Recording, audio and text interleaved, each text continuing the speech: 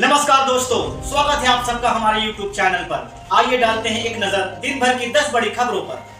दूर तक बिखरे मिले चप्पल, सैंडल, पर्स और मोबाइल। शमशान बन गया सत्संग स्थल।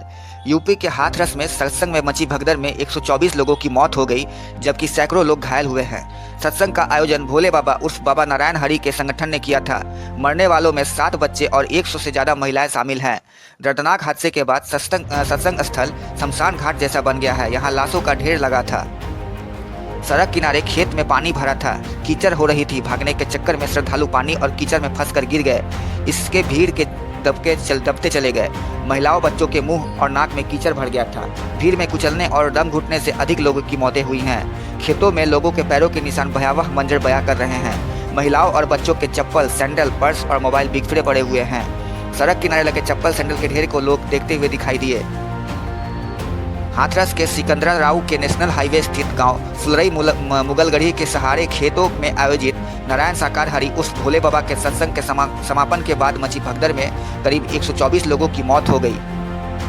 भगदड़ के बीच हाईवे के सहारे के कीचड़ युक्त खेत में तमाम लोग गिर गए और उनके ऊपर से भीड़ गुजर गई। हादसे के बाद मची चीख पुकार के बीच अफरा तफरी भरे माहौल में सबों को सिकंदराराव के ट्रामा सेंटर और एटा के मेडिकल कॉलेज में ले जाया गया। मरने वालों में महिलाओं और बच्चों की संख्या अधिक है। मंडलायुक्त अलीगढ़ चतरा वी की अगुवाई में जांच समिति गठित की गई। 24 घंटे के भीतर इसे अपनी रिपोर्ट देनी होगी। पबजी पर दोस्ती की, शादी के नाम पर यौन शोषण और पति से कराया तलाक। प्रेमी ने अब साथ रहने से किया इनकार।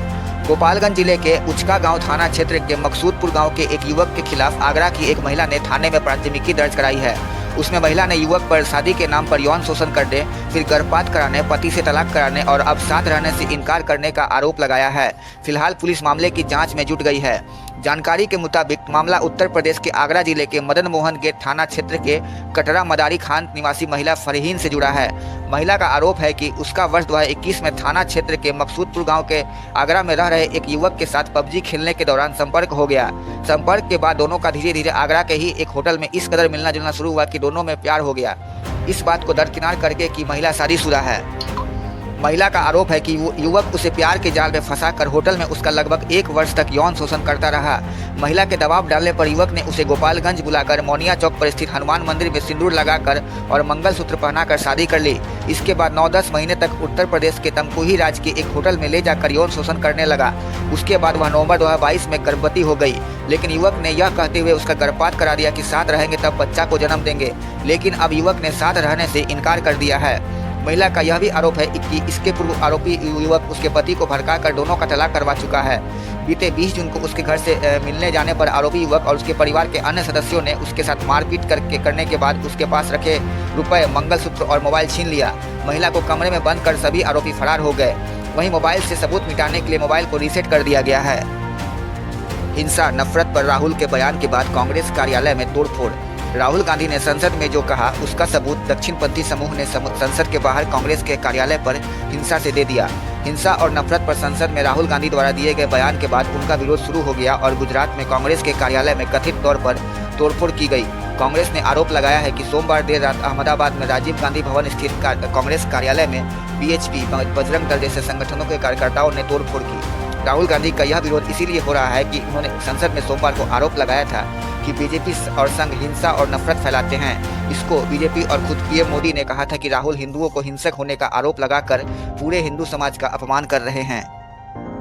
राहुल गांधी ने बीजेपी पर हमला किया और कहा कि वह नफरत और हिंसा को बढ़ावा देती हैं।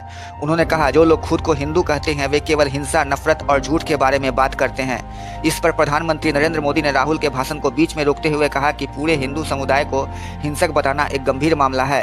हालांकि इसके बाद राहुल और आक्रामक हो गए और कहा कि मोदी जी, पूरा हिंदू समाज नहीं, बीजेपी पूरा हिंदू समाज नहीं है, आरएसएस पूरा हिंदू समाज नहीं है।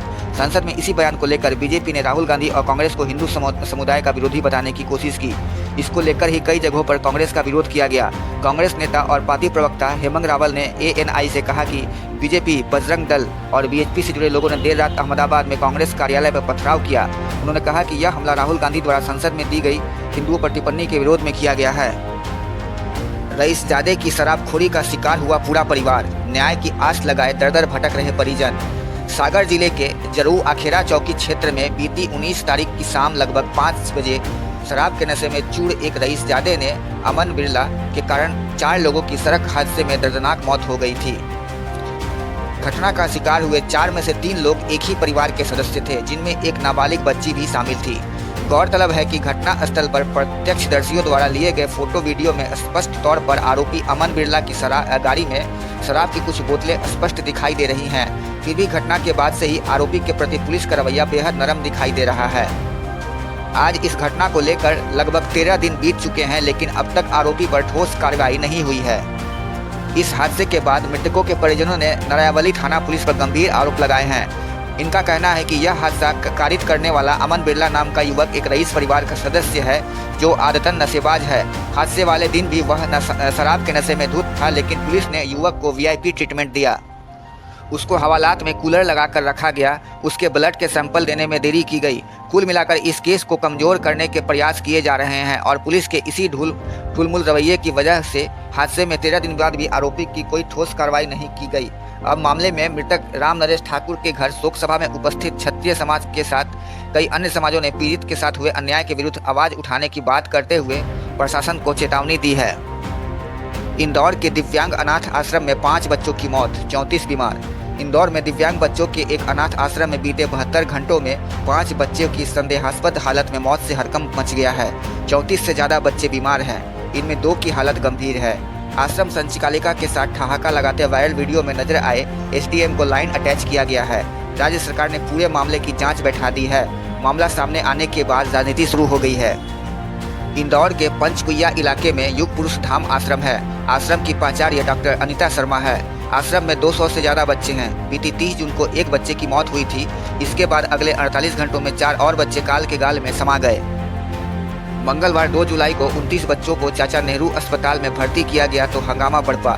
सिलसिलेवार मौतों का मामला सामने आया।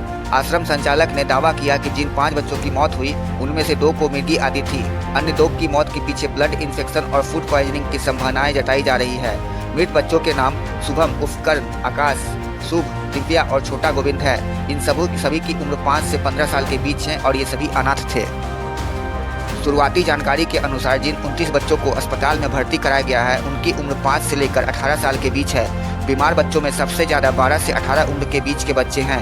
बीमार बच्चों में कईयों में हाथ पैर में ठंडे पड़ने, बुखार और घबराहट के लक्षण मिले। उन्हें अस्पताल लाया गया है, ऑब्जर्वेशन में रखा गया है। बच्चों की मौत में फूड पॉइजनिंग एंगल होने संबंधी संभावनाओं के चलते प्रशासन ने आश्रम के खाने और पानी के इस्तेमाल को प्रतिबंधित कर दिया है। आश्रम में मौजूद खाद्य सामग्री और पानी आदि के सैंपल जब्त कर जांच के लिए भेजे गए हैं। आश्रम के शेष बच्चों को पानी भोजन की डिलीवरी बाहर से ही कराए जाने की व्यवस्था की गई है। इसके अलावा आश्रम के हर बच्चे के स्वास्थ्य का परीक्षण कराए जाने का आदेश भी कलेक्टर ने दिए हैं। हाईकोर्ट के फैसले को चुनौती देने सुप्रीम कोर्ट पहुंची नीतीश सरकार। आरक्षण 65% करने की मांग। नीतीश सरकार ने सुप्रीम कोर्ट का दरवाजा खटखटाया है। पटना हाईकोर्ट के 65% आरक्षण पर रोक लगाने के फैसले को चुनौती देते हुए सुप्रीम कोर्ट में याचिका दायर की है। पटना हाईकोर्ट ने बिहार में संशोधित आरक्षण कानूनों को रद्द कर दिया था। इस फैसले के खिलाफ बिहार सरकार के वकील मनीष सिंह ने याचिका दायर की और दलितों, आदिवासियों और पिछड़े वर्गों के लिए कोटा 50% से बढ़ाकर 65% करने की मांग की। विपक्ष लगातार आरोप लगा रही थी कि राष्ट्रीय जनतांत्रिक गठबंधन सरकार बिहार में आरक्षण को बढ़ावा नहीं देना चाहती थी। भाजपा आरक्षण के साथ खिलवाड़ करना चाहती है। कुछ दिन पहले ही तेजस्वी यादव ने कहा था कि हम लोगों को संदेह पहले से ही था कि भाजपा के लोग किसी भी हालत में आरक्षण को रोकने का काम करेंगे। हम लोगों ने चुनाव में भी कहा था कि भाजपा के लोग आरक्षण विरोधी लोग हैं। विपक्ष के इन आरोपों के बीच एनडीए सरकार की ओर से सुप्रीम कोर्ट का रुख करना विरोधियों को जवाब देना माना जा रहा है। 20 जून पटना हाईकोर्ट ने बिहार सरकार के अनुसूचित जाति, जनजाति, अत्यंत पिछड़े और अन्य पिछड़े वर्गों को 65% आरक्षण देने वाले कानून को रद्द कर दिया था। पटना हाईकोर्ट ने इसे असंवैधानिक करार दिया था, यानी अब शिक्षण संस्थानों व सरकारी नौकरियों में अनुसूचित जाति, जनजाति, अत्यंत पिछड़े और अन्य पिछड़े वर्ग को 65% आरक्षण नहीं मिलेगा। 50% आरक्षण वाली पुरानी व्यवस्था ही लागू रहेगी। बिहार सरकार ने आरक्षण संशोधन बिल के जरिए आरक्षण दायरा बढ़ाकर 65% कर दिया था। 10% कमजोर आर्थिक रूप से कमजोर वर्ग को मिलने वाले आरक्षण को जोड़ दे तो कुल 75% आरक्षण का लाभ मिलेगा। 21 नवंबर 2023 को बिहार सरकार ने इसको लेकर गैजेट प्रकाशित कर दिया था। इसके बाद से शिक्षण संस्थानों और नौकरियों में अनुसूचित जाति, जनजाति, पिछड़ा वर्ग और अति पिछड़ा को 65% आरक्षण का लाभ मिल रहा था। तमिलनाडु कोयला घोटाले की जांच का आदेश, अडानी ग्रुप का नाम आया। Tamil Nadu generation and distribution corporation को घटिया कोयला बेचने का आरोप लगा है। तमिलनाडु सरकार ने सतर्कता और भ्रष्टाचार रोधी निदेशालय को शुरुआती कार्रवाई का आदेश दिया है। 2 महीनों के अंदर जांच रिपोर्ट मांगी गई है। अडानी समूह पर धोखाधड़ी से घटिया दर्जे के कोयले को सबसे अच्छा बताकर 3 गुना ज्यादा कीमत का बेचने का आरोप लगा है। मई 2024 में फाइनेंशियल टाइम्स और Organized Crime and Corrupt Reporting Project की एक जांच से पता चला कि जनवरी 2014 और 2015 के बीच कोयले के कम से कम 2 दर्जन शिपमेंट तमिलनाडु तट पर पहुंचे। अक्टूबर 2014 की शुरुआत में इस घटिया दर्जे के कोयले की कीमत तय की गई थी। हालांकि अंततः इन्हें अडानी समूह ने मूल कीमत से 3 गुना अधिक कीमत पर बेच दिया।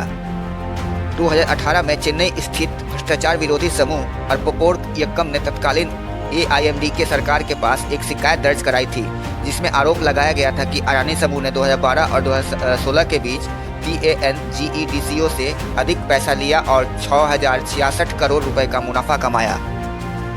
आरोप है कि टैंजेडको को आपूर्ति किए गए घटिया दर्जे के कोयले से प्रदूषण बढ़ा, क्योंकि इसका इस्तेमाल राज्य में थर्मल पावर प्लांटों में किया गया था। इस तरह के भ्रष्टाचार के कारण टैंजेडको को 1.5 लाख करोड़ रुपए का नुकसान हुआ है। तमिलनाडु की जनता को इसका खामियाजा बिजली दरों में बढ़ोतरी के रूप में भुगतान करना पड़ा। नेता विपक्ष राहुल गांधी अडानी को लेकर भाजपा और प्रधानमंत्री नरेंद्र मोदी पर हमला करते रहे हैं। राहुल यह भी आरोप लगा चुके हैं कि उनके पसंदीदा दोस्त अडानी ने 3 गुना ज्यादा कीमत पर घटिया दर्जे का कोयला बेचकर हजारों करोड़ रुपए लूटे, जिसके लिए आम लोगों ने भुगतान किया। भारतीय मूल के हरदम त्रिपाठी चुने गए रिपब्लिकन के वैकल्पिक प्रतिनिधि, राष्ट्रपति चुनाव में होगी अहम भूमिका। भारतीय अमेरिकी समुदाय के नेता और अटॉर्नी हरदम त्रिपाठी को रिपब्लिकन पार्टी का वैकल्पिक प्रतिनिधि चुना गया है। उन्हें जुलाई में मिल्वॉकी में होने वाले रिपब्लिकन नेशनल कन्वेंशन के लिए वैकल्पिक प्रतिनिधि के रूप में चुना गया है। बता दें कि इस सम्मेलन में राष्ट्रपति डोनाल्ड ट्रंप को नवंबर में होने वाले राष्ट्रपति चुनाव के लिए औपचारिक रूप से नामित किया जाएगा। 78 वर्षीय ट्रंप राष्ट्रपति चुनाव के लिए रिपब्लिकन पार्टी की ओर से मैदान में हैं। उनका मुकाबला डेमोक्रेटिक पार्टी के 81 वर्षीय मौजूद राष्ट्रपति जो बाइडेन से है। विस्कॉन्सिन के मिल्वॉकी में 4 दिवसीय रिपब्लिकन नेशनल कन्वेंशन 5 नवंबर को होने वाले राष्ट्रपति चुनाव में ट्रंप को पार्टी का उम्मीदवार घोषित करेगा। नामांकन प्रक्रिया देश भर से रिपब्लिकन प्रतिनिधियों द्वारा पूरी की जाएगी। बता दें कि रिपब्लिकन पार्टी की आजीवन सदस्य और रिपब्लिकन इंडियन काउंसिलिंग व रिपब्लिकन इंडियन नेशनल काउंसिलिंग की संस्थापक सदस्य डॉक्टर शिवांगी को लगातार 6 बार RNC प्रतिनिधि के रूप में चुना गया है। वहीं 14 जुलाई से 18 जुलाई तक मिल्वॉकी में होने वाली आगामी रिपब्लिकन नेशनल कन्वेंशन में हरदम त्रिपाठी को एक वैकल्पिक प्रतिनिधि के रूप में चुना गया है।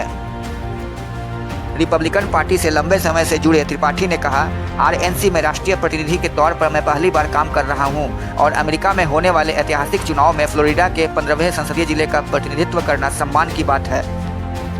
खुफिया इनपुट के बाद राहुल गांधी के आवास की सुरक्षा बढ़ी, बयान पर हिंदूवादी संगठनों के हमले का खतरा। इस संसद में हिंदुओं को लेकर विपक्ष के नेता राहुल गांधी के बयान पर अच्छा खासा विवाद पैदा हो गया है। इस सब के बीच दिल्ली पुलिस को खुफिया विभाग से इनपुट मिली है कि हिंदू संगठनों से जुड़े लोग कांग्रेस नेता पर हमला कर सकते हैं। ऐसे में दिल्ली पुलिस ने गृह मंत्रालय के आदेश के बाद राहुल गांधी व उनके आवास की सुरक्षा बढ़ा दी है। आवास पर अतिरिक्त फोर्स तैनात की गई है। साथ ही इलाके में रहने वाले कांग्रेस नेताओं पर नजर रखी जा रही है।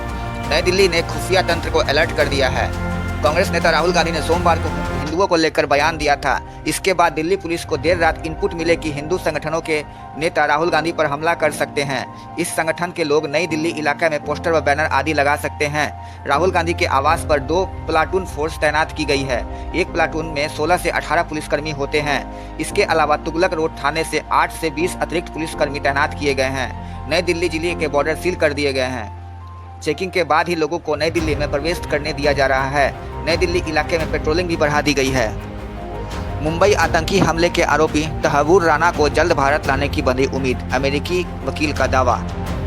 पाकिस्तानी मूल के कनाडाई नागरिक तहव्वुर राना को भारत लाने की उम्मीद बढ़ गई है। दरअसल अमेरिका के सहायक अटॉर्नी ब्रैम एल्डेन ने अमेरिका के अपीलीय न्यायालय को बताया कि भारत अमेरिका की प्रत्यर्पण संधि के प्रावधानों के तहत तहव्वुर राना को भारत प्रत्यार्पित किया जा सकता है। तहव्वुर राना पर साल 2008 में हुए मुंबई हमले में शामिल होने का आरोप लगा है। तहव्वुर राना ने कैलिफोर्निया की एक जिला अदालत में प्रत्यर्पण के खिलाफ अपील की है।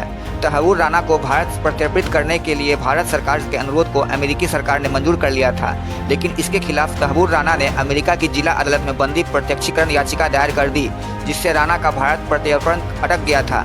अब याचिका पर सुनवाई के दौरान अमेरिकी वकील एल्डेन ने कोर्ट को बताया कि राणा को संधि के प्रावधानों के तहत भारत प्रत्यर्पित किया जा सकता है। भारत ने मुंबई हमले में उसकी भूमिका के लिए मुकदमा चलाए जाने का संभावित कारण भी साबित किए हैं। वर्तमान में लॉस एंजलिस की जेल में बंद तहव्वुर राणा पर मुंबई हमले की साजिश रचने का शामिल होने का आरोप है। हमले के मुख्य साजिशकर्ताओं में से एक पाकिस्तानी अमेरिकी आतंकवादी डेविड कोलमैन हेडली से तहव्वुर राणा का नाम जुड़ा है। राणा कई बार हेडली से मिला। हेडली ने अपने बयान में इसे स्वीकार भी किया था। हेडली ही मुंबई हमले की रेकी करने के लिए मुंबई आया था। मुंबई हमले में 166 लोगों की मौत हुई थी और 239 लोग घायल हुए थे। अब तक के लिए बस इतना ही। ऐसे ही और वीडियो के लिए बने रहिए हमारे साथ। अगर आपको हमारा ये वीडियो पसंद आया तो प्लीज लाइक एंड सब्सक्राइब जरूर करें और हाँ, कमेंट्स में अपनी राय देना ना भूलें। आपकी राय हमारे लिए बहुत ही महत्वपूर्ण है। धन्यवाद।